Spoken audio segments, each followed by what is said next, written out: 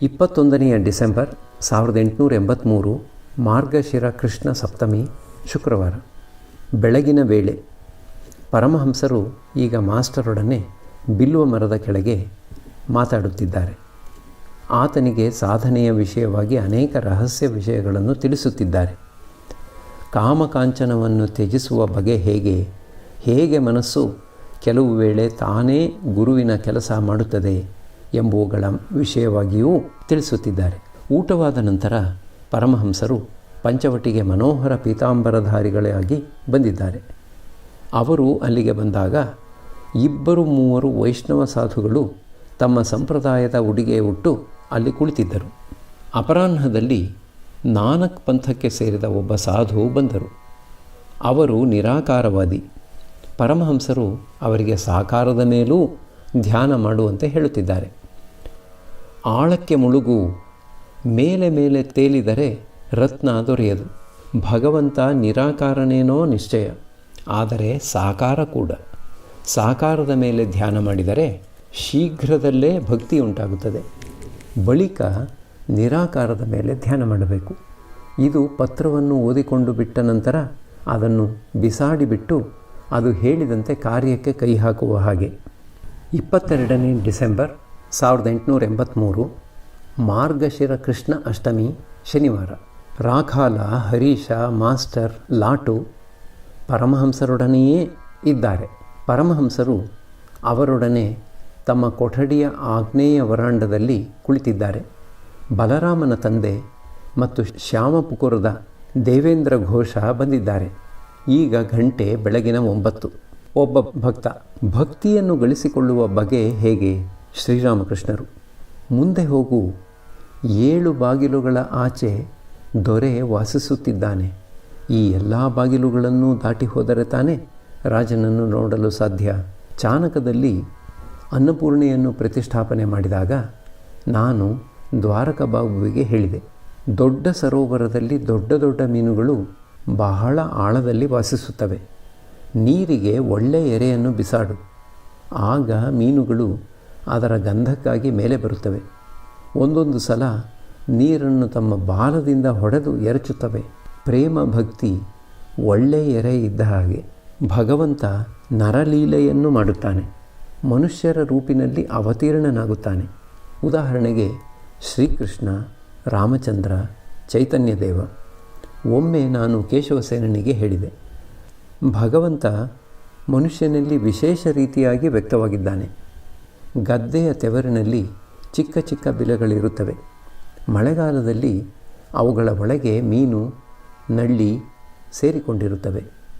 ಮೀನು, ನಳ್ಳಿ ಬೇಕಾಗಿತ್ತು ಎಂದರೆ ಹೋಗಿ ಆ ಬಿಲಗಳಲ್ಲಿ ಹುಡುಕಬೇಕು. ಭಗವಂತ ಬೇಕಾಗಿದ್ದರೆ ಅವತಾರ ಪುರುಷನಲ್ಲಿ ಆತನನ್ನು ನೋಡಬಹುದು. ಈ 3.5 ಮೊಳ ಮಾನವನ ಆಕಾರದ ಮೂಲಕ ಜಗನ್ಮಾತೆ ವ್ಯಕ್ತವಾಗುತ್ತಾಳೆ. ಇದರ ಸಂಬಂಧವಾಗಿ ಒಂದು ಹಾಡು ಇದೆ. ನಿನ್ನದೇ ಈ ಯಂತ್ರ 8 ಗೇಣಿನ ಗೊಂಬೆ, ಯಾವ ಆಟಕ್ಕೆ ಇದನ್ನು ನೀ ಮಾಡಿದೆ. ಭಗವಂತನನ್ನು ಅರಿತುಕೊಳ್ಳಬೇಕಾದರೆ ಅವತಾರ ಪುರುಷರನ್ನು ಗುರುತಿಸಬೇಕು. ಅವತಾರ ಪುರುಷರನ್ನು ಗುರುತಿಸಬೇಕಾದರೆ ಸಾಧನೆ ಮಾಡಬೇಕು. ದೊಡ್ಡ ಮೀನುಗಳು ಸರೋವರದಲ್ಲಿ ವಾಸಿಸುತ್ತವೆ. ಆದರೆ ಅವನ್ನು ನೋಡಬೇಕಾದರೆ ನೀರಿಗೆ ಎರೆ ಬಿಸಾಡಬೇಕು. ಹಾಲಿನಲ್ಲಿ ಬೆಣ್ಣೆ ಇದೆ, ಆದರೆ ಬೆಣ್ಣೆ ಬೇಕಾದರೆ ಹಾಲಿಗೆ ಹೆಪ್ಪು ಹಾಕಿ ಕಡೆಯಬೇಕು. ಸಾಸಿವೆಯಲ್ಲಿ ಎಣ್ಣೆ ಇದೆ, ಆದರೆ ಎಣ್ಣೆ ಬೇಕಾದರೆ ಸಾಸಿವೆಯನ್ನು ಗಾಣಕ್ಕೆ ಹಾಕಿ ತಿರುಗಿಸಬೇಕು. ಗೋರಂಟಿ ಕೈಯನ್ನು ಕೆಂಪಗೆ ಮಾಡುತ್ತದೆ, ಆದರೆ ಕೈ ಕೆಂಪಾಗಬೇಕಾದರೆ ಗೋರಂಟಿಯನ್ನು ಅರೆದು ಮೆತ್ತಬೇಕು. ಭಕ್ತ: ಒಳ್ಳೆಯದು. ಭಗವಂತ ಸಾಕಾರನೇ ಅಥವಾ ನಿರಾಕಾರನೇ? ಶ್ರೀರಾಮಕೃಷ್ಣರು: ತಾಳು. ಮೊದಲು ನೀನು ಕಲ್ಕತ್ತಕ್ಕೆ ಹೋದರೆ ತಾನೇ ಅಲ್ಲಿ ಮೈದಾನ, ಏಷ್ಯಾಟಿಕ್ ಸೊಸೈಟಿ, ಬಂಗಾಳ ಬ್ಯಾಂಕ್ ಇವೆಲ್ಲ ಎಲ್ಲಿವೆ ಎಂಬುದು ಗೊತ್ತಾಗಬೇಕಾದರೆ, ನೀನು ಖರ್ದಹಾದ ಅಗ್ರಹಾರಕ್ಕೆ ಹೋಗಬೇಕಾದರೆ ಮೊದಲು ನೀನು ಖರ್ದಹಾವನ್ನು ಮುಟ್ಟಲೇಬೇಕಲ್ಲವೇ? ನಿರಾಕಾರ ಸಾಧನೆ ಏಕೆ ಸಾಧ್ಯವಿಲ್ಲ? ಆದರೆ ಅದು ಬಹಳ ಕಠಿಣವಾದದ್ದು. ಕಾಮಕಾಂಚನವನ್ನು ತ್ಯಜಿಸದ ಹೊರತು ಅದು ಸಾಧ್ಯವಿಲ್ಲ. ಹೊರಗಿನ ತ್ಯಾಗ ಒಳಗಿನ ತ್ಯಾಗ ಎರಡೂ ಆಗಬೇಕು. ವಿಷಯ ಬುದ್ಧಿ ಲೇಷ ಮಾತ್ರವಿದ್ದರೂ ಅದು ಸಾಧ್ಯವಿಲ್ಲ. ಸಾಕಾರ ಸಾಧನೆಯೇನೋ ಸುಲಭವಾದದ್ದೇ, ಆದರೆ ಬಾಯಲ್ಲಿ ಹೇಳುವಷ್ಟು ಸುಲಭವಾದ್ದಲ್ಲ. ನಿರಾಕಾರ ಸಾಧನೆ, ಜ್ಞಾನಯೋಗ ಸಾಧನೆ, ಇದನ್ನು ಭಕ್ತನ ಮುಂದೆ ವಿವರಿಸಬಾರದು. ಬಹಳ ಕಷ್ಟಪಟ್ಟ ನಂತರ ಆತನಿಗೆ ಸ್ವಲ್ಪ ಭಕ್ತಿ ಉಂಟಾಗಬಹುದು. ಎಲ್ಲ ಸ್ವಪ್ನವತ್ ಅಂತ ವಿವರಿಸಿಬಿಟ್ಟದ್ದೇ ಆದರೆ ಆತನ ಭಕ್ತಿಗೆ ಹಾನಿ ಉಂಟಾಗುತ್ತದೆ. ಕಬೀರ್ ದಾಸ ನಿರಾಕಾರವಾದಿ. ಶಿವ, ಕಾಳಿ, ಕೃಷ್ಣ ಇವರಿಗೆ ಆತ ಮನ್ನಣೆ ತೋರಿಸುತ್ತಿರಲಿಲ್ಲ. ಅವರ ವಿಷಯವಾಗಿ ಆತ ತಮಾಷೆ ಮಾಡುತ್ತಿದ್ದ. ಆತ ಹೇಳುತ್ತಿದ್ದ, ಕಾಳಿ ಅಕ್ಕಿ ಬಾಳೆಹಣ್ಣು ತಿಂದು ಜೀವಿಸುತ್ತಿದ್ದಳು. ಕೃಷ್ಣ ಗೋಪಿಯರ ಕೈಚಪ್ಪಾಳೆಗನುಸಾರ ಕಪಿಯ ಹಾಗೆ ಕುಣಿಯುತ್ತಿದ್ದ. ಎಲ್ಲರೂ ನಗುತ್ತಿದ್ದಾರೆ. ನಿರಾಕಾರ ಸಾಧಕ ಬಹುಶಃ ದಶಭುಜ ಮೂರ್ತಿಯನ್ನು ಮೊದಲು ದರ್ಶನ ಮಾಡಬಹುದು, ಬಳಿಕ ಚತುರ್ಭುಜ ಮೂರ್ತಿಯನ್ನು, ಬಳಿಕ ದ್ವಿಭುಜ ಗೋಪಾಲ, ಕೊನೆಗೆ ಆತ ಅಖಂಡ ಜ್ಯೋತಿಯನ್ನು ದರ್ಶನ ಮಾಡಿ ಅದರಲ್ಲಿ ಲೀನವಾಗಿ ಬಿಡುತ್ತಾನೆ. ಪ್ರತೀತಿ ಇದೆ ದತ್ತಾತ್ರೇಯ, ಜಡಭರತ ಇವರು ಬ್ರಹ್ಮ ಸಾಕ್ಷಾತ್ಕಾರವಾದ ನಂತರ ಹಿಂದಿರುಗಿ ಬರಲಿಲ್ಲ ಎಂದು. ಕೆಲವರ ಅಭಿಪ್ರಾಯ, ಶುಕದೇವ ಆ ಬ್ರಹ್ಮ ಸಮುದ್ರದ ಒಂದು ತೊಟ್ಟನ್ನು ರುಚಿ ನೋಡಿದ್ದಷ್ಟೋ ಅಷ್ಟೇ. ಆತ ಆ ಸಮುದ್ರದ ಅಲೆಗಳ ಅಲ್ಲೋಲ ಕಲ್ಲೋಲಗಳನ್ನು ಕೇವಲ ನೋಡಿದ್ದು ಮತ್ತು ಅದರ ಅಬ್ಬರವನ್ನು ಕೇಳಿದ್ದನೇ ವಿನ ಅದರಲ್ಲಿ ಮುಳುಗು ಹಾಕಲಿಲ್ಲ. ಒಬ್ಬ ಬ್ರಹ್ಮಚಾರಿ ನನಗೆ ಹೇಳಿದ, ಕೇದಾರನಾಥನನ್ನು ಬಿಟ್ಟು ಮುಂದಕ್ಕೆ ಹೋಯಿತು ಎಂದರೆ ದೇಹ ಬದುಕಿರದು. ಅದೇ ರೀತಿಯಾಗಿ ಬ್ರಹ್ಮಜ್ಞಾನ ದೊರೆತ ನಂತರ ಶರೀರ ಬದುಕಿರದು. ಶರೀರಕ್ಕೆ 21 ದಿನದೊಳಗೆ ಮೃತ್ಯು. ಒಂದು ಬಹಳ ಎತ್ತರವಾದ ಗೋಡೆಯಿಂದಾಚೆ ವಿಶಾಲವಾದ ಮೈದಾನ. 4 ಮಂದಿ ಸ್ನೇಹಿತರು ಆ ಗೋಡೆಯಿಂದಾಚೆ ಏನಿದೆ ಎಂಬುದನ್ನು ಪತ್ತೆ ಮಾಡಲು ಸನ್ನದ್ಧರಾದರು. ಅವರಲ್ಲಿ 3 ಜನರೂ ಒಬ್ಬೊಬ್ಬರಾಗಿ ಗೋಡೆ ಹತ್ತಿ ಮೈದಾನವನ್ನು ನೋಡಿದ ನಂತರ ಆಹ ಆಹ ಅಂತ ಹೇಳಿ ನಕ್ಕು ಆ ಕಡೆಗೆ ಧುಮುಕಿಬಿಟ್ಟರು. ಅವರು 3 ಆ ಮೈದಾನದ ಯಾವ ಸುದ್ದಿ ಸಮಾಚಾರವನ್ನೂ ತಿಳಿಸಲೇ ಇಲ್ಲ. ಕೇವಲ 4ನೆಯವ ಮಾತ್ರ ಹಿಂದಿರುಗಿ ಇಳಿದು ಬಂದು ಜನರಿಗೆ ಸುದ್ದಿ ಸಮಾಚಾರವನ್ನು ಕೊಟ್ಟ.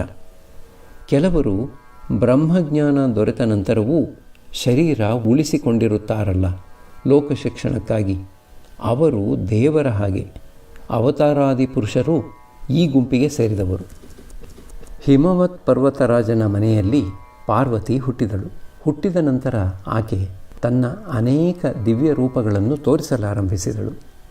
ರಾಜ ಆಕೆಗೆ ಹೇಳಿದ, ಅಮ್ಮ, ನಿನ್ನ ದಿವ್ಯ ರೂಪಗಳನ್ನೇನೋ ನನಗೆ ತೋರಿಸಿದೆ, ಇದು ಬಹಳ ಒಳ್ಳೆಯದೇ. ಆದರೆ ನಿನಗೆ ಇನ್ನೊಂದು ರೂಪವಿದೆಯಲ್ಲ, ಬ್ರಹ್ಮಸ್ವರೂಪ, ದಯವಿಟ್ಟು ಅದನ್ನು ನನಗೆ ತೋರಿಸಿಬಿಡು. ಪಾರ್ವತಿ ಹೇಳಿದಳು, ಅಪ್ಪ, ನಿಮಗೆ ಬ್ರಹ್ಮಜ್ಞಾನ ಬೇಕಾಗಿದ್ದರೆ ನೀವು ಸಂಸಾರವನ್ನು ತ್ಯಜಿಸಿ ಸಾಧು ಸಂಗ ಮಾಡಬೇಕು. ರಾಜ ಆಕೆಯನ್ನು ಏನು ಮಾಡಿದರೂ ಬಿಡಲಿಲ್ಲ. ಆಗ ಪಾರ್ವತಿ ತನ್ನ ಬ್ರಹ್ಮಸ್ವರೂಪವನ್ನು ಒಮ್ಮೆ ತೋರಿಸಿದಳು. ಒಡನೆಯೇ ಗಿರಿರಾಜ ಸಂಪೂರ್ಣವಾಗಿ ಮೂರ್ಛಿತನಾಗಿ ಹೋದ. ಇದುವರೆಗೆ ನಾನು ನಿಮಗೆ ಹೇಳಿದುದೆಲ್ಲ ವಿಚಾರಕ್ಕೆ ಸಂಬಂಧಪಟ್ಟದ್ದು. ಬ್ರಹ್ಮ ಸತ್ಯ, ಜಗತ್ತು ಮಿಥ್ಯ, ಇದೇ ವಿಚಾರ. ಬ್ರಹ್ಮ ಹೊರತು ಎಲ್ಲವೂ ಸ್ವಪ್ನದಂತೆ. ಇದು ಬಹಳ ಕಠಿಣ ಮಾರ್ಗ. ಈ ಮಾರ್ಗದ ದೃಷ್ಟಿಯಿಂದ ಭಗವಂತನ ಲೀಲೆಯೂ ಸ್ವಪ್ನದ ಹಾಗೆ ಮಿಥ್ಯೆಯಾಗಿ ಬಿಡುತ್ತದೆ. ಅಹಂ ಕೂಡ ಶೂನ್ಯವಾಗಿ ಬಿಡುತ್ತದೆ. ಈ ಮಾರ್ಗ ಅವತಾರವನ್ನು ಒಪ್ಪುವುದಿಲ್ಲ. ಇದು ಬಹಳ ಕಠಿಣವಾದ ಮಾರ್ಗ. ವಿಚಾರದ ಈ ಮಾತುಕತೆಗಳನ್ನು ಭಕ್ತರು ಅತಿಯಾಗಿ ಕೇಳಕೂಡದು. ಇದಕ್ಕಾಗಿಯೇ ಭಗವಂತ ಅವತರಿಸಿ ಭಕ್ತಿಯನ್ನು ಉಪದೇಶ ಮಾಡುತ್ತಾನೆ, ಶರಣಾಗತರಾಗುವಂತೆ ಪ್ರಚೋದಿಸುತ್ತಾನೆ. ಭಕ್ತಿಯಿಂದಲೇ ಆತನ ಕೃಪೆಯಿಂದ ಎಲ್ಲವೂ ದೊರೆಯುತ್ತದೆ. ಜ್ಞಾನ, ವಿಜ್ಞಾನ ಎಲ್ಲವೂ ದೊರೆಯುತ್ತದೆ. ಭಗವಂತ ಈ ಜಗತ್ತಿನಲ್ಲಿ ಲೀಲೆಯನ್ನು ಮಾಡುತ್ತಾನೆ. ಆತ ಭಕ್ತರ ಅಧೀನ. ಭಗವತಿ ಶ್ಯಾಮೆ ತನ್ನ ಭಕ್ತರ ಪ್ರೇಮ ಪಾಶದಿಂದ ತನ್ನನ್ನೇ ತಾನು ಬಂಧಿಸಿಕೊಂಡಿದ್ದಾಳೆ. ಕೆಲವು ವೇಳೆ ಭಗವಂತ ಸೂಜಿಗಲ್ಲಾಗುತ್ತಾನೆ, ಭಕ್ತ ಸೂಜಿಯಾಗುತ್ತಾನೆ. ಇನ್ನು ಕೆಲವು ವೇಳೆ ಭಕ್ತ ಸೂಜಿಗಲ್ಲಾಗುತ್ತಾನೆ, ಭಗವಂತ ಸೂಜಿಯಾಗುತ್ತಾನೆ. ಭಕ್ತ ಆತನನ್ನು ಸೆಳೆದುಕೊಂಡು ಬಿಡುತ್ತಾನೆ, ಭಗವಂತ ಭಕ್ತವತ್ಸಲ, ಭಕ್ತ ಪರಾಧೀನ. ಕೆಲವರು ಹೇಳುತ್ತಾರೆ, ಯಶೋದಾದಿ ಗೋಪಿಯರು ಹಿಂದಿನ ಜನ್ಮಗಳಲ್ಲಿ ನಿರಾಕಾರವಾದಿಗಳಾಗಿದ್ದರು. ಅದರಿಂದ ಅವರಿಗೆ ತೃಪ್ತಿ ದೊರೆಯಲಿಲ್ಲ. ಅದಕ್ಕಾಗಿಯೇ ಬೃಂದಾವನ ಲೀಲೆಯಲ್ಲಿ ಶ್ರೀಕೃಷ್ಣನೊಡನೆ ಬಹಳವಾಗಿ ಆನಂದಪಟ್ಟರು ಎಂದು. ಒಂದು ದಿನ ಶ್ರೀಕೃಷ್ಣ ಗೋಪಿಯರಿಗೆ ಹೇಳಿದ, ಬನ್ನಿ ನನ್ನೊಡನೆ ಯಮುನೆಯ ಸ್ನಾನಕ್ಕೆ, ನಿಮಗೆ ನಿತ್ಯಧಾಮದ ದರ್ಶನ ಮಾಡಿಸುತ್ತೇನೆ. ಅವರು ಯಮುನೆಯಲ್ಲಿ ಮುಳುಗಿ ಏಳುವುದೇ ತಡ. ಗೋಲೋಕ ದರ್ಶನವಾಯಿತು. ಅನಂತರ ಅವರಿಗೆ ಅಖಂಡ ಜ್ಯೋತಿಯ ದರ್ಶನ ದೊರೆಯಿತು. ಆಗ ಯಶೋದೆ ಕೂಗಿ ಹೇಳಿದಳು, ಓ ಕೃಷ್ಣ, ನಮಗೆ ಇನ್ನು ಇದಾವುದೂ ಬೇಕಾಗಿಲ್ಲ. ಈಗ ನೀನು ನಿನ್ನ ಎಂದಿನ ಮನುಷ್ಯ ರೂಪವನ್ನು ತೋರಿಸು. ನಾನು ನಿನ್ನನ್ನು ಕಂಕುಳಲ್ಲಿ ಎತ್ತಿಕೊಂಡು ನಿನಗೆ ತಿನ್ನಿಸಬೇಕು. ಆದ್ದರಿಂದ ಭಗವಂತ ಅವತಾರ ಪುರುಷರಲ್ಲಿ ಹೆಚ್ಚಾಗಿ ವ್ಯಕ್ತನಾಗಿರುತ್ತಾನೆ. ಅವತಾರ ಪುರುಷನ ಶರೀರ ಇನ್ನೂ ಬದುಕಿರುವಾಗಲೇ ಆತನಿಗೆ ಪೂಜೆ ಸೇವೆ ಸಲ್ಲಿಸಬೇಕು. ಹಗಲು ಮೂಡಿದೊಡನೆಯೇ ಭಗವಂತ ತನ್ನ ಅಂತಃಪುರಕ್ಕೆ ಹೊರಟು ಹೋಗುತ್ತಾನೆ. ಅವತಾರ ಪುರುಷನನ್ನು ಎಲ್ಲರೂ ಗುರುತಿಸಲಾರರು. ಅವತಾರ ಪುರುಷನೂ ದೇಹಧಾರಣೆಯ ದೆಸೆಯಿಂದ ನಮ್ಮ ಹಾಗೆ ರೋಗ, ಶೋಕ, ಹಸಿವು, ಬಾಯಾರಿಕೆ ಇವುಗಳಿಗೆ ತುತ್ತಾಗುತ್ತಾನೆ. ರಾಮ ಸೀತೆಗಾಗಿ ಅತ್ತ. ಪುರಾಣದಲ್ಲಿ ಹೇಳಿದೆ, ಹಿರಣ್ಯಾಕ್ಷನ ವಧೆಯಾದ ನಂತರ ವರಾಹ ಅವತಾರದಲ್ಲಿ ವಿಷ್ಣು ಮರಿಗಳನ್ನು ಕಟ್ಟಿಕೊಂಡು ಅವುಗಳಿಗೆ ಹಾಲನ್ನು ಕೊಡುತ್ತಾ ಸುಮ್ಮನೆ ಇದ್ದು ಬಿಟ್ಟ. ಸ್ವಧಾಮಕ್ಕೆ ಹಿಂದಿರುಗಬೇಕು ಎಂಬ ಮಾತೇ ಇಲ್ಲದೆ ತೆಪ್ಪಗಿದ್ದು ಬಿಟ್ಟ. ಕೊನೆಗೆ ಶಿವ ಬಂದು ಆ ವರಾಹ ಶರೀರವನ್ನು ತನ್ನ ತ್ರಿಶೂಲದಿಂದ ನಾಶ ಮಾಡಿದಾಗ ವಿಷ್ಣು ಹಿ ಹಿ ಹಿ ಅಂತ ನಕ್ಕು ತನ್ನ ಸ್ವಧಾಮಕ್ಕೆ ಹಿಂದಿರುಗಿದ ಎಂದು. ಈಗ ಅಪರಾಹ್ನ. ಭವನಾಥ ಬಂದಿದ್ದಾನೆ. ಕೊಠಡಿಯಲ್ಲಿ ರಾಖಾಲ, ಮಾಸ್ಟರ್, ಹರೀಶ ಮೊದಲಾದವರು ಕುಳಿತಿದ್ದಾರೆ. ಶ್ರೀರಾಮಕೃಷ್ಣರು ಭವನಾಥನಿಗೆ ಅವತಾರವನ್ನು ಪ್ರೀತಿಸಲು ಸಾಧ್ಯವಾದರೆ ಬೇಕಾದಷ್ಟು. ಆಹಾ, ಗೋಪಿಯರಿಗೆ ಕೃಷ್ಣನ ಮೇಲೆ ಎಂಥ ಪ್ರೀತಿ! ಈಗ ಗೋಪಿಯರ ಭಾವವನ್ನು ಆರೋಪಿಸಿಕೊಂಡು ಹಾಡಲು ಆರಂಭಿಸಿದ್ದಾರೆ. ನನ್ನ ಜೀವದ ಜೀವ ಓ ನನ್ನ ಘನಶ್ಯಾಮ. ಬಳಿಕ ಹಾಡುತ್ತಿದ್ದಾರೆ, ಹೋಗಲಾರೆ ನಾ ಹೋಗಲಾರೆ ಮನೆಗೆ, ಕೃಷ್ಣನಾಮವನ್ನು ಜಪಿಸಲಾರೆ ನಾ ನನ್ನ ಮನೆಯ ಒಳಗೆ. ಮತ್ತೆ ಹಾಡುತ್ತಿದ್ದಾರೆ, ನಾನು ಬಾಗಿಲೊಳಿದ್ದೆ ನೀನಂದು ವನದೆಡೆಗೆ ನಡೆಯುವಾಗ. ಶ್ರೀರಾಮಕೃಷ್ಣರು ತಮ್ಮ ಮಾತು ಮುಂದುವರಿಸುತ್ತಾ ಹೇಳುತ್ತಿದ್ದಾರೆ, ರಾಸಲೀಲೆ ಮುಂದುವರಿಯುತ್ತಿದ್ದಾಗ ಇದ್ದಕ್ಕಿದ್ದ ಹಾಗೆ ಶ್ರೀಕೃಷ್ಣ ಅಂತರ್ಧಾನನಾಗಿ ಬಿಟ್ಟದ್ದನ್ನು ನೋಡಿ ಗೋಪಿಯರು ಉನ್ಮಾದಿನಿಯರಾಗಿ ಬಿಟ್ಟಿದ್ದಾರೆ. ಮರದ ಕಡೆ ನೋಡಿ ಹೇಳುತ್ತಾರೆ, ನೀನು ಒಬ್ಬ ತಪಸ್ವಿಯೇ ಆಗಿರಬೇಕು. ನೀನು ಶ್ರೀಕೃಷ್ಣನನ್ನು ನೋಡಿರಲೇಬೇಕು. ಇಲ್ಲದಿದ್ದರೆ ನೀನು ಸಮಾಧಿಸ್ಥನ ಹಾಗೆ ನಿಶ್ಚಲವಾಗಿ ಇರಲು ಕಾರಣವೇನು?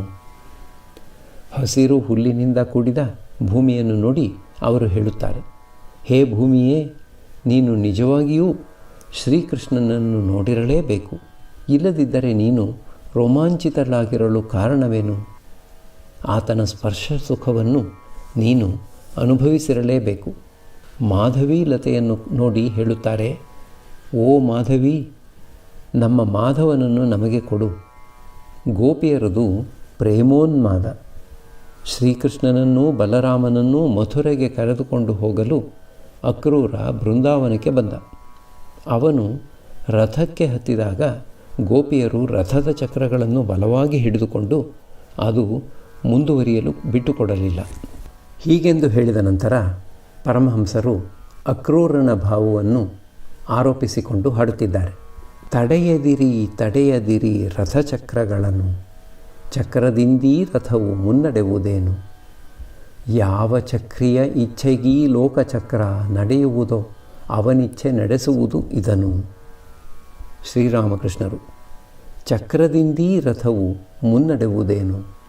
ಯಾವ ಚಕ್ರೆಯ ಇಚ್ಛೆಗೀ ಲೋಕಚಕ್ರ ನಡೆಯುವುದೋ? ರಥಿಯ ಆಜ್ಞೆಗಾನುಸಾರ ಸಾರಥಿ ರಥವನ್ನು ಚಲಿಸುವನು. ಈ ಮಾತುಗಳು ನನ್ನ ಹೃದಯದ ಅಂತರಾಳವನ್ನು ಕಲಕಿಬಿಟ್ಟಿವೆ.